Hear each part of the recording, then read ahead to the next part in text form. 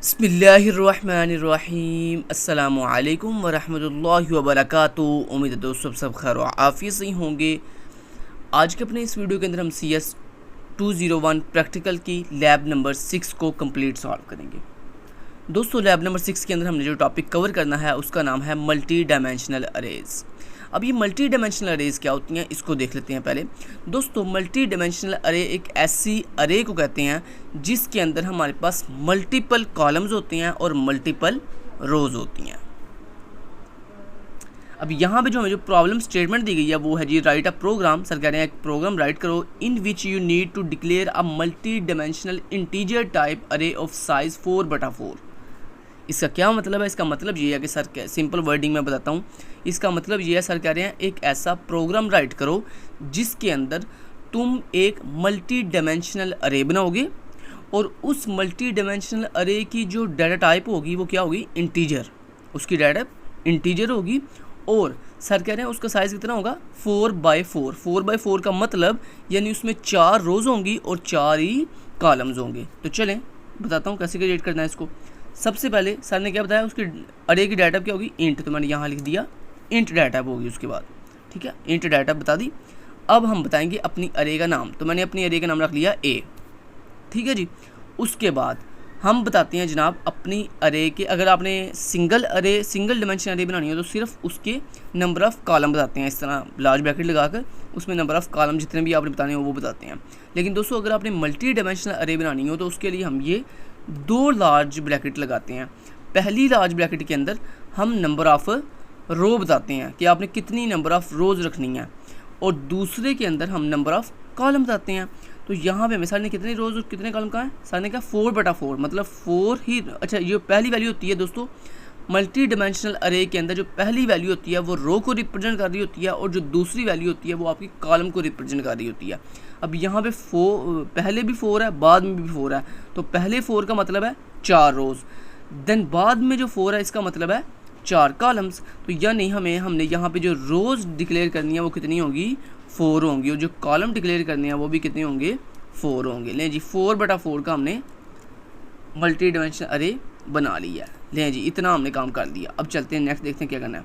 Next, you should take input values from the user and store it in 4/4 matrix. यानी sir कह रहे हैं कि अब तुमने क्या करना है कि वो जो तुमने मल्टी डायमेंशनल अरे बनाई है 4/4 के मैट्रिक्स की, उसके अंदर जो वैल्यू स्टोर करनी है, जो डाटा स्टोर करना है वो तुमने खुद नहीं देना बल्कि values input from the user से वैल्यू लेकर फिर देन उसको जो है वो अपने 4/4 जो आपकी मल्टी डायमेंशनल अरे है उसके अंदर स्टोर करना है।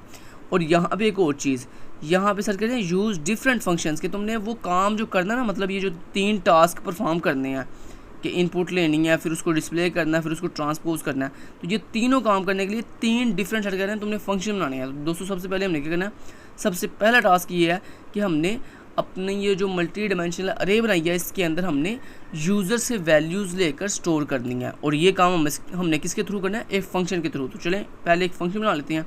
तो यहाँ पे मेन के फंक्शन के ऊपर एक फंक्शन बनाते हैं जिसकी रिटर्न टाइप जो है वाइड होगी, जिसका मतलब हमने कुछ भी रिटर्न नहीं करना। उसके बाद अपने फंक्शन का नेम हम रख लेते हैं जैसे गेट डाटा, ठीक है, और इस गेट डाटा फंक्शन की ये बॉडी होगी। अब दोस्तों हम यहाँ पे मेन के फंक्शन के अंदर इस गेट डाटा नाम के फंक्शन को कॉल करेंगे और इसको क्या भिजवाएंगे? अपनी ये जो मल्टी डायमेंशनल अरे है ये भिजवाएंगे एज ए पैरामीटर। तो आपको पता ना, हम किसी भी फंक्शन को जब कोई भी वेरिएबल या कोई भी अरे पास करते हैं तो हम सिंपल उस वेरिएबल या फिर उस अरे का नाम बोलते हैं। तो मेरी अरे का नाम है ए, तो मैंने यहाँ पे ए लिख दिया। अब आप क्या कह रहे हो? आप बेसिकली कह रहे हो जो गेट डाटा नाम का फंक्शन है उसको कॉल करो और उसको ये मेरी ए नाम की जो मल्टी डायमेंशनल अरे है ये एज ए पैरामीटर भिजवा दो। अब ये दोस्तों ये जो अरे आप नीचे से पास कर रहे हो ये ऊपर हासिल करने के लिए यहाँ पे हम सबसे पहले क्या करेंगे? डाटा टाइप बताएंगे जो कि मेरी अरे की डाटा क्या थी? इंट। तो मैंने यहाँ पर लिख दिया इंट। उसके बाद आप अपनी जो भी अरे का नाम रखना है आपने, मैंने अरे का नाम सेम रख लिया ए, नीचे भी नाम ए है ऊपर भी नाम ए है। तो आपकी मर्ज़ी, आप यहाँ पे दोस्तों यहाँ पे जो नाम दिया यही सेम नाम ऊपर भी दे सकते हैं। अगर आप चाहें नाम डिफरेंट रखना तो आप डिफरेंट नाम भी दे सकते हैं। तो मैंने सेम नाम दे दिया ए, ठीक है। और उसके बाद दोस्तों सेम वही तरीका, अगर मल्टी डायमेंशनल अरे है तो 2 ब्रैकेट लगाएंगे और पहली ब्रैकेट के अंदर आप बताओगे अपने रो का साइज़ और दूसरी के अंदर कॉलम का साइज़। तो मेरी रो का साइज़ कितना है 4 एंड कॉलम का साइज़ कितना है 4। तो इस तरह दोस्तों हम अपनी मल्टी डिमेंशनल अरे को नीचे से एज ए पैरामीटर भेजकर ऊपर से ऐसे एज ए आर्गूमेंट जो है वो फैच करते हैं। समझ आ गई बात की। चलें जी दोस्तों, हमने अपने इस गेट डाटा नाम के फंक्शन के अंदर नीचे से जो अरे बनाई थी मल्टी डिमेंशनल उसको यहाँ पे हासिल कर लिया। अब इस अरे के अंदर हमने वैल्यू जो है यूज़र से लेनी है। तो वैल्यू यूज़र से लेने के लिए हम यहाँ पे लूप का इस्तेमाल करेंगे, फॉर लूप का। अब यहाँ पे दोस्तों आपके पास मल्टीपल रोज़ हैं और मल्टीपल कॉलम्स हैं, तो ये बात याद रखिएगा जब भी आपने लूप के साथ अपनी मल्टी डायमेंशनल अरे को हैंडल करना हो जिसमें मल्टीपल रोज़ हों और मल्टीपल कॉलम हो, तो उसके लिए दोस्तों आपको 2 लूप लगानी पड़ती हैं, एक एक्सटर्नल लूप और एक इंटरनल लूप। जो आपकी एक्सटर्नल लूप होती है इस तरह, ठीक है, एक लूप लगाई, इसके अंदर एक और लूप, ठीक है, इस तरह से। जब आपकी multiple rows and multiple columns हो तो फिर इस तरह एक बाहर वाली लूप लगती है एक्सटर्नल लूप और एक उसके अंदर इंटरनल लूप लगती है। जो दोस्तों आपकी बाहर वाली ये एक्सटर्नल लूप है ये रिप्रेजेंट कर रही है आपकी नंबर ऑफ़ रोज़ को, यानी ये किसके लिए रन होगी, रो के लिए। तो इसके लिए मैंने यहाँ पे इस लूप को चलाने के लिए मैं यहाँ पे लिखूँगा सबसे पहले इंट आई इक्वल टू 0। मैंने आई को 0 से स्टार्ट क्यों किया, क्योंकि दोस्तों आपको पता है अरे जो होती है उसका स्टार्टिंग इंडेक्स चाहे रो का हो या कॉलम का हो 0 से स्टार्ट होता है। तो मैंने आई को 0 से स्टार्ट कर दिया। अब यहाँ पे 0 का मतलब है 0 वाली रो, ठीक है। और उसके बाद आई को आपने कहाँ तक मूव करवाना है, I less than or equal to 3। मैंने आई को 3 तक क्यों मूव करवाया, क्योंकि दोस्तों मेरी रो कितनी है, 4 रोज़ हैं। तो 0 से स्टार्ट करके 3 तक जाएँ तो 4 रोज़ कंप्लीट हो जाती हैं। उसके बाद हम आई को प्लस प्लस करेंगे। लें जी, ये आपकी रो के लिए हमने लूप बनाई है। अब ये जो इंटरनल लूप है, इनर लूप है, ये कॉलम के लिए होगी। तो कॉलम के लिए हम क्या करेंगे, इंट कॉलम के लिए हम जे वेरिएबल यूज़ करेंगे। तो जे इक्वल टू 0। जे को 0 से स्टार्ट क्यों किया, क्योंकि ये जो जे है ये रिप्रेजेंट कर रहा है आपके कॉलम को। तो कॉलम के लिए कॉलम जो है वो भी कहाँ से स्टार्ट हो रहा है, 0 से स्टार्ट हो रहा है, क्योंकि आपको मैंने बताया कि चाहे आपकी रो हो या कॉलम हो स्टार्टिंग 0 से होती है। तो 0 से स्टार्ट हुआ। अब कितने टोटल कॉलम कितने हैं, ईच रो के अंदर टोटल कॉलम कितने हैं, 4 कॉलम है। तो यानी आप 0 से लेकर 3 तक जाओगे। तो J less than or equal to 3 और उसके बाद जे प्लस प्लस। समझ आ गई बात की। तो यहाँ पे दोस्तों आप चाहो तो यहाँ पे आई की जगह पे आप मीनिंगफुल नाम रो भी रख सकते हो और चाहो तो यहाँ पे जे की जगह पे आप मीनिंगफुल नाम कॉल भी रख सकते हो, यानी कॉलम भी रख सकते हो। समझ आ गई बात की। चैलेंज। अब दोस्तों हम यहाँ पे क्या करेंगे, अपने इस इंटरनल लूप के अंदर वैल्यू टेक करने के लिए सबसे पहले मैसेज डिस्प्ले करेंगे। तो यहाँ पे मैं कहूँगा सी आउट और यहाँ मैंने कह दिया एंटर रो, कौन सी रो, आई वाली रो, क्योंकि ये जो हमारा आई वेरिएबल है ये हमारी रो को रिप्रेजेंट कर रहा है। तो मैंने कहा रो आई और उसके बाद कॉल कौन सा, कॉल जे। कॉल जे क्यों, क्योंकि हमारा ये जो जे वेरिएबल है ये कॉलम को रिप्रेजेंट कर रहा है। तो मैंने कहा enter row of I and col of जे,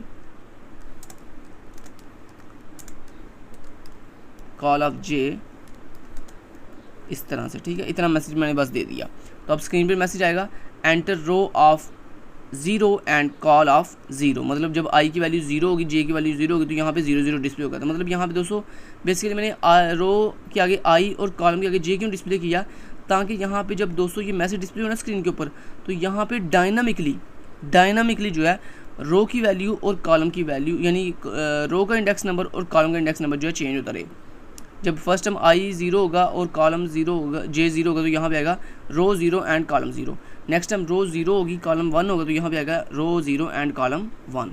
समझ आई बात ही। उसके बाद दोस्तों अब हमने क्या करना है, सी इन के साथ अपनी वैल्यू टेक करनी है। तो सी इन किया। अब वैल्यू किस में लेनी है, अपनी इस ए नाम की अरे के अंदर। तो अपनी अरे का नाम बताया, उसके बाद बताएंगे उसका कॉलम का नंबर, कॉलम का इंडेक्स नंबर। तो कॉलम का इंडेक्स नंबर यहाँ पे कौन रो का इंडेक्स नंबर। तो रो का इंडेक्स नंबर यहाँ पे कौन रिप्रेजेंट कर रहा है, आई। तो यहाँ पे मैंने लिख दिया आई। उसके बाद देन बताएंगे कॉलम का इंडेक्स नंबर। तो कॉलम का इंडेक्स नंबर कौन रिप्रेजेंट कर रहा है, जे। तो यहाँ पे जे लिख दिया। चलें जी, इतना कर दिया। लें जी, आपने ये है जी आपका वो फंक्शन जो आपका डाटा जो है यूज़र से फैच करके आपकी अरे के अंदर फिल करेगा। चलें जी, इतना हो गया। देन नेक्स्ट अब हमने क्या करना है, नेक्स्ट दोस्तों हमने ये करना है कि अपना डाटा स्क्रीन पे डिस्प्ले करना है। ये जो आपने डाटा गेट किया है अरे के अंदर, इसको स्क्रीन पे डिस्प्ले करना है। तो डिस्प्ले करने के लिए भी हम अब मुझे कैसे पता चला डिस्प्ले करना है, तो ये देखिए नेक्स्ट सर कह रहे हैं display this matrix on the screen, कि अब तुमने वो जो मैट्रिक्स सर बेसिकली यहाँ पे सर मैट्रिक्स किसको कह रहे हैं सर, जो वो जो आपने मल्टी डिमेंशनल अरे बनाई है ना उसको सर मैट्रिक्स कह रहे हैं, ठीक है। तो यहाँ पे सर कह रहे हैं कि आपने वो जो मैट्रिक्स बनाया है उस मैट्रिक्स को स्क्रीन पे क्या करो, डिस्प्ले करो, लेकिन उसके लिए भी आप क्या करोगे, एक फंक्शन का इस्तेमाल करोगे, एक बाकायदा फंक्शन का इस्तेमाल करोगे। तो यहाँ पे हम आएंगे, यहाँ पर आगे सबसे पहले दोस्तों मैं यहाँ पे एक मैसेज देता हूँ, यहाँ पे क्या देता हूँ \n और उसके बाद मैं कहता हूँ ओरिजिनल मैट्रिक्स,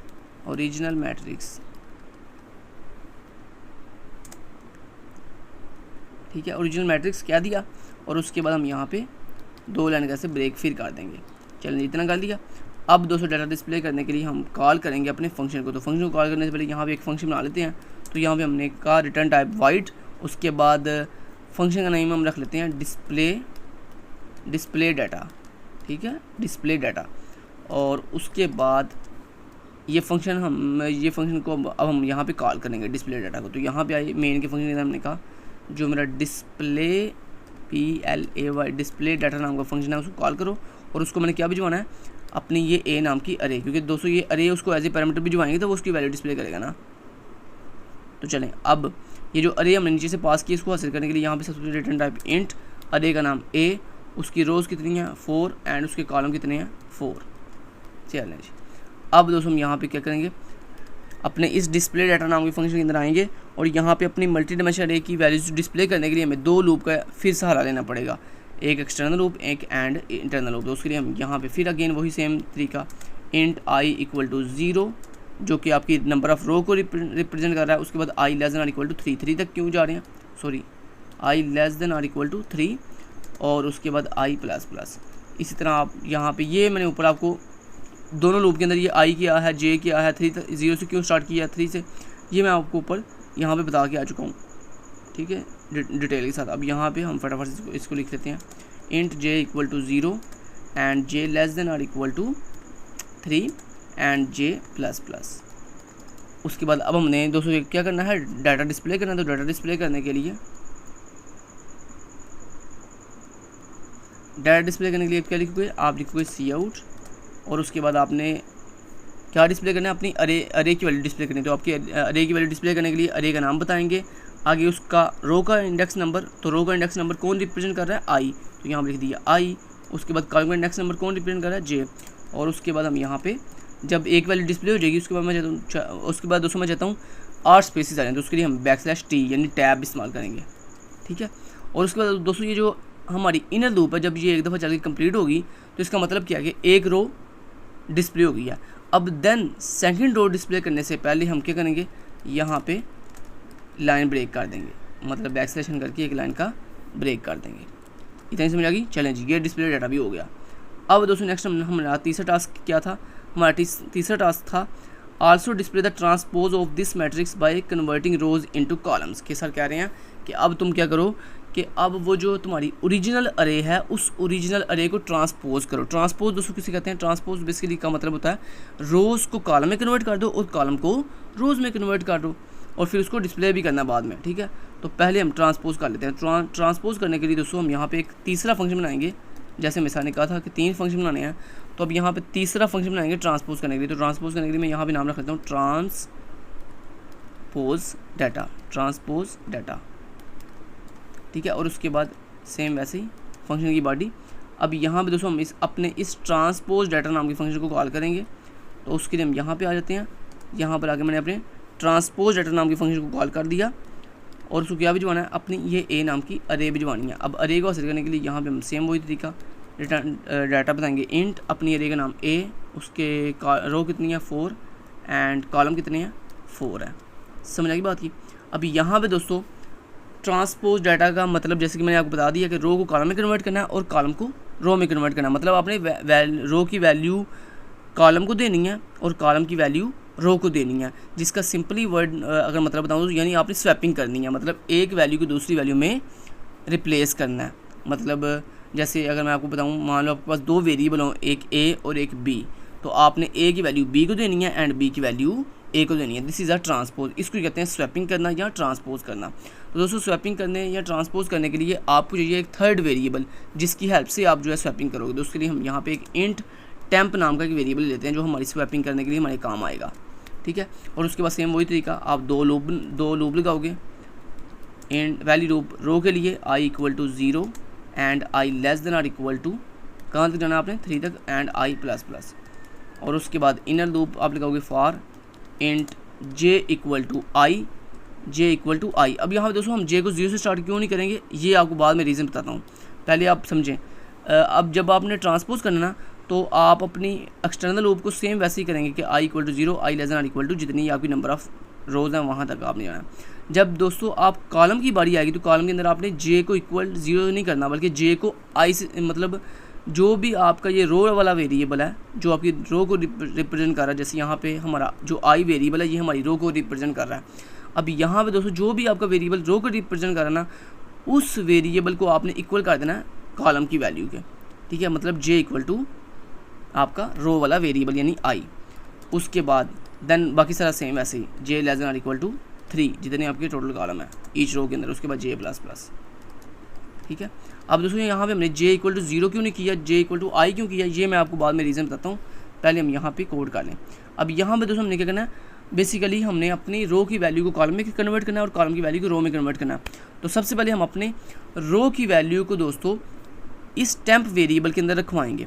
तो रो की वैल्यू को टेम्प वेरिएबल में कैसे रखवाएंगे, उसके लिए बड़ा आसान तरीका, आप लिखोगे टेम्प इक्वल टू आगे अपनी रो की वैल्यू, तो अपनी अरे का नाम, उसकी रो की वैल्यू का मतलब है मतलब आई वाली रो और उसके जे वाले कॉलम की वैल्यू, ठीक है। मतलब पहली रो उसका पहला कॉलम, ये मतलब है।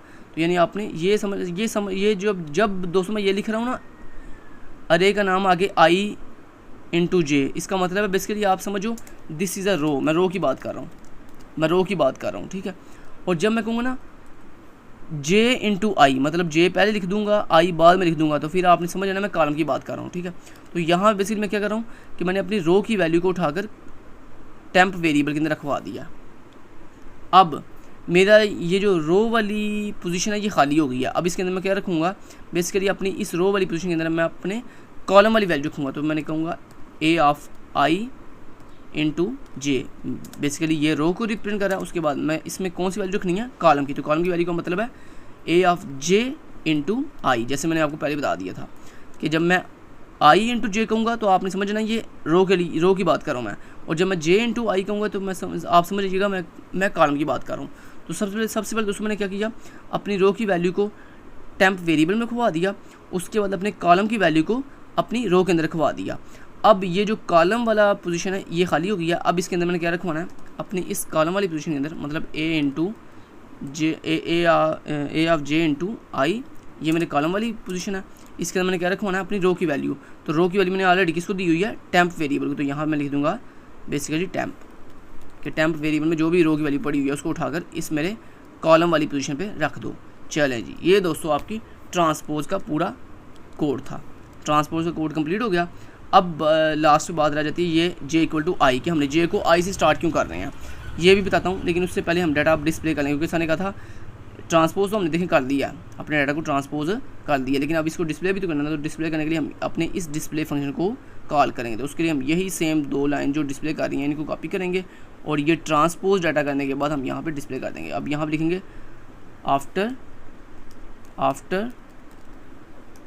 या यहाँ पर लिख देंगे ट्रांसपोज मैट्रिक्स, ठीक है। चलें जी, पहले आपको डिस्प्ले करके दिखा, पहले आपको समझा देता हूँ कि ये मैंने j को i से स्टार्ट क्यों किया। तो उसके लिए मैं यहाँ पे जस्ट एक छोटा सा डमी सा आपको टेस्ट देने के लिए यहाँ पे एक पेंट ओपन करता हूँ और यहाँ पे ज़रा गौर कीजिएगा।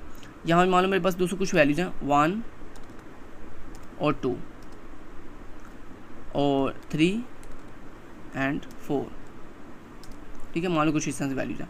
अब देखो फर्स्ट टाइम आपने क्या किया, फर्स्ट टाइम दोस्तों आपने अपनी इस फर्स्ट रो को पकड़ा और इसको इस तरह कॉलम के अंदर कन्वर्ट कर दिया। मतलब ये आपकी first row and first column जो है कवर हो गए हैं, ठीक है। अब दोस्तों अगर आप यहाँ पे देखना ज़रा, अगर आप यहाँ पे j को हमेशा 0 से स्टार्ट करोगे, देखो मान लो आपने j को 0 से स्टार्ट किया तो आप क्या को बोला, बेसिकली आप क्या रहे हो कि नेक्स्ट टाइम क्या होगा, नेक्स्ट टाइम आपकी पहली रो आपके पहले कॉलम में कन्वर्ट हो चुकी है। अब आपने नेक्स्ट टाइम कहाँ से स्टार्ट करना बोला, आपने स्टार्ट करना बेसिकली यहाँ से, मतलब इस अपनी सेकंड रो से को पकड़ना है और इसको सेकंड कॉलम में कन्वर्ट करना है, मतलब इस तरह। सेकंड रो मीन ये वाली रो, इस सेकंड रो को पकड़ना है और इसको अपने इस सेकंड कॉलम में कन्वर्ट करना है, ठीक है। अगर दोस्तों आप जे को 0 से स्टार्ट करोगे ना तो जे ज़ीरो का मतलब क्या है, मतलब ये वाला पहला कॉलम, ये आपका पहला कॉलम, तो क्या होगा बोला, ये आपकी सेकंड रो आपके इस अगेन फर्स्ट कॉलम में कन्वर्ट हो जाएगी। अब समझ रही बात की, दोबारा रिपीट कर रहा हूँ इस बात को, दोबारा रिपीट कर रहा हूँ इस बात को। ये देखें, अगर देखें सबसे पहले आपने क्या किया, सबसे पहले आपने अपनी फर्स्ट रो को पकड़ा, इसको फर्स्ट कॉलम के अंदर कन्वर्ट कर दिया। इतनी समझ आई बात की, ओके। नेक्स्ट टाइम अगर दोस्तों आप जे को 0 से स्टार्ट करोगे तो क्या होगा बोला, नेक्स्ट टाइम जे 0 का मतलब क्या है, अगेन फर्स्ट वाला, मतलब 0 वाला कॉलम, मतलब फर्स्ट वाला कॉलम, तो क्या होगा बोला, ये आपकी नेक्स्ट टाइम अगर आप जे को अगेन 0 से स्टार्ट करोगे तो क्या होगा बोला, ये आपकी जो सेकंड रो है ये अगेन आपकी फर्स्ट कॉलम में कन्वर्ट हो जाएगी। लेकिन हमने फर्स्ट कॉलम में कन्वर्ट नहीं करना, हमने नेक्स्ट टाइम इसको सेकंड रो को सेकंड कॉलम में कन्वर्ट करना है। तो इसलिए दोस्तों हम क्या करेंगे, हम ये करेंगे कि चूँकि आई इस वक्त कहाँ पे खड़ा है, सेकंड रो पे, तो हम चाहते हैं जहाँ पे आई खड़ा ना वहीं पे जे भी खड़ा हो, जे बार बार 0 से स्टार्ट ना करे, बल्कि जहाँ पे आई खड़ा होगा वहीं पे हम चाहते हैं जे भी खड़ा हो। इसलिए दोस्तों हमने यहाँ पे क्या किया, हमने जे को 0 से बार बार स्टार्ट नहीं कर रहे, बल्कि जे को हमेशा आई से स्टार्ट कर रहे हैं कि जो आई की वैल्यू होगी ना वही जे की वैल्यू करेगी, ताकि जो रो का नंबर होगा वही सेम कॉलम का नंबर होगा। अब समझ रही बात की, हमने जे को 0 आई से स्टार्ट क्यों किया। चलें जी, अब दोस्तों मैं इसको रन करके दिखा देता हूँ एक दफ़ा आपको। इसको किया कंपाइल एंड रन। अब यहाँ पे देखें वो हमसे पूछ रहा है 1 by 1 वैल्यू कहता है एंटर रो 0 एंड कॉलम 0, तो मैंने वैल्यू दी 1, देन वैल्यू दी 2, फिर 3, 4, 5, 6, 7, 8, 9, 10, 11, 12, 13, और ये देख रहे हो, ये देखो जैसे जैसे दोस्तों मैं वैल्यू दे रहा हूँ, देखो डायनामिकली देखो रो का नंबर भी चेंज हो रहा है ऑटोमेटिकली, और देखो कॉलम का नंबर भी चेंज हो रहा है, ठीक है। ओके, उसके बाद 14, 15 एंड 16, लेकिन जी हमारे 4 by 4 मैट्रिक्स के अंदर बेसिकली 16 वैल्यूज़ थी, तो देखिए मैंने 16 वैल्यूज़ दे दी। अब मैं करता हूँ एंटर प्रेस, और ये देखो दोस्तों ये आपका ओरिजिनल मैट्रिक्स जिसमें देखें 1 2 3 4 5 6 7 8, और देखो जो आपकी ट्रांसपोज वाली मैट्रिक्स है उसमें देखो आपकी जो देखो ओरिजिनल जो मैट्रिक्स था उसमें देखो जो फर्स्ट रो थी देखो वो फर्स्ट कॉलम में कन्वर्ट हो गई है, जो आपका सेकंड रो थी देखो वो सेकंड कॉलम में कन्वर्ट हो गई है, जो थर्ड रो थी वो थर्ड कॉलम में कन्वर्ट हो गई है, और जो फोर्थ रो थी वो फोर्थ कॉलम में कन्वर्ट हो गई है। तो इस तरह दोस्तों हमने ट्रांसपोज भी कर लिया। तो ये था दोस्तों आपका पूरा प्रोग्राम लैब 6 का। उम्मीद करता हूँ आपको समझ आई होगी। Thank you so much, till then guys, take care, अल्लाह हाफिज़।